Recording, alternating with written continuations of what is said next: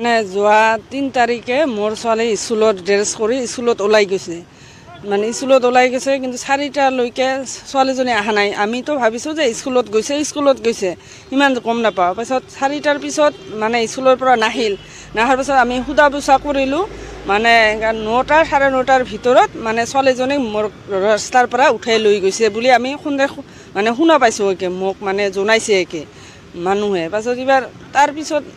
এতিয়া মানে শুনা পাইছোঁ যে ল'ৰা এটাই মুছলিম ল'ৰা এটাই উঠাই লৈ গৈছে বুলি শুনা পাইছোঁ এতিয়া ক'ত আছে কি আছে নাজানো প্ৰশাসনক কৈছোঁ মানে দিছে তাত ইজাহাৰ দেওয়া হৈছে কিন্তু এতিয়ালৈকে আহি পোৱা নাই মই পোৱা নাই এতিয়ালৈকে স্কুলত যোৱা বুলি কৈ গৈছে স্কুলত ড্ৰেছ কৰি লৈ গৈছিল ঘৰৰ পৰা স্কুলত ড্ৰেছ কৰি স্কুল বেগ লৈ ওলাই গৈছে আমি সোধা পোছা কৰিছোঁ কোৱা মানে ক'ত গৈছে বান্ধৱীৰ ঘৰত গৈছে নেকি এইবিলাক কৰিছোঁ তাৰপিছত মানে গম পালোঁ যে ল'ৰা উঠাই লৈ যোৱা বুলি আমি মুছলিম ল'ৰা উঠাই লৈ যোৱা বুলি মানে গম পালোঁ তেতিয়া আমি প্ৰশাসনৰ লগত আলোচনা কৰি মানে আপোনালোকে গমে পায় যে আমি বিশ্ব হিন্দু পৰিষদে আমাৰ হিন্দু যিখিনি আমাৰ সনাতনী যিখিনি আমাৰ হিন্দু ৰাইজ আছে আমি তেওঁলোকক বাৰে বাৰে এটা কথা কৈ আহিছিলোঁ যে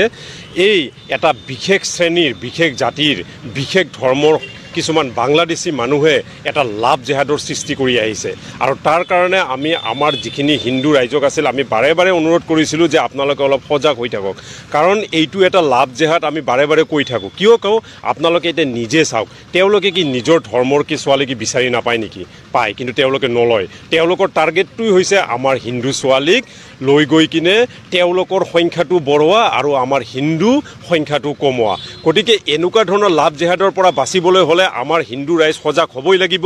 আৰু লগতে এই যিজনী ছোৱালী আজি মাইনৰ ছোৱালী হয় তাইৰ আজি 16 বছৰ গতিকে এনেকুৱা এটা 16 বছৰ ছোৱালীক যদি এনেকৈ কৰি এই মুছলিম ল'ৰাটোই যদি যিটো খবৰ শুনিলোঁ ফুচলাই কিনে লৈ গ'ল মই যোৱাকালি এই খবৰটো পালোঁ গতিকে এই ফুচলাই লৈ যোৱাটো এনেকৈ এটা লাভ জেহাদৰ সৃষ্টি কৰাটো তেওঁলোকৰ এটা অভ্যাসত পৰিণত হৈছে আৰু তেওঁলোকৰ এইটো এটা এজেণ্ডা হৈ গৈছে গতিকে এই লাভ জেহাদটো আমি প্ৰতিহত কৰাৰ কাৰণে আমি আমাৰ অসম চৰকাৰক বিশেষকৈ মাননীয় মুখ্যমন্ত্ৰী ডাঙৰীয়াক আমি এটা অনুৰোধ কৰিম যাতে এটা এনেকুৱা এটা ডাঙৰ এটা আইন আনিব লাগে যাতে এনেকুৱা ধৰণৰ লাভ জেহাদীবোৰ কেৱল মানে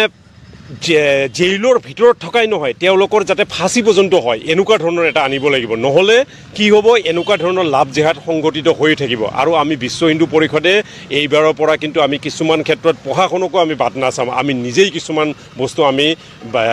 ব্যৱস্থা ল'বলৈ বাধ্য হ'ম কাৰণ এনেকুৱা লাভ জেহাদৰ ওপৰত যদি আমি ব্যৱস্থা নলওঁ তেতিয়াহ'লে তেওঁলোকে এটা লাই পাই গৈ আছে গতিকে আমি প্ৰশাসনক লগতে মাননীয় মুখ্যমন্ত্ৰী ডাঙৰীয়াক অনুৰোধ কৰিম এই যে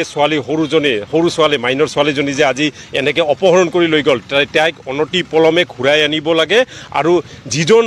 ব্যক্তিয়ে যিজন ল'ৰাই এনেকুৱা লাভ জেহাদৰ সৃষ্টি কৰি এই কামটো কৰিছে তেওঁৰ যাতে অনতি পলমে কঠোৰৰ পৰা কঠোৰতম শাস্তি হয় আৰু এই দুৰ্ভগীয়া মাতৃ আৰু ছোৱালীজনীয়ে যাতে ন্যায় পায় গতিকে এইটো মই প্ৰশাসনক আমাৰ বিশ্ব হিন্দু পৰিষদৰ তৰফৰ পৰা এটা অনুৰোধ জনাইছোঁ।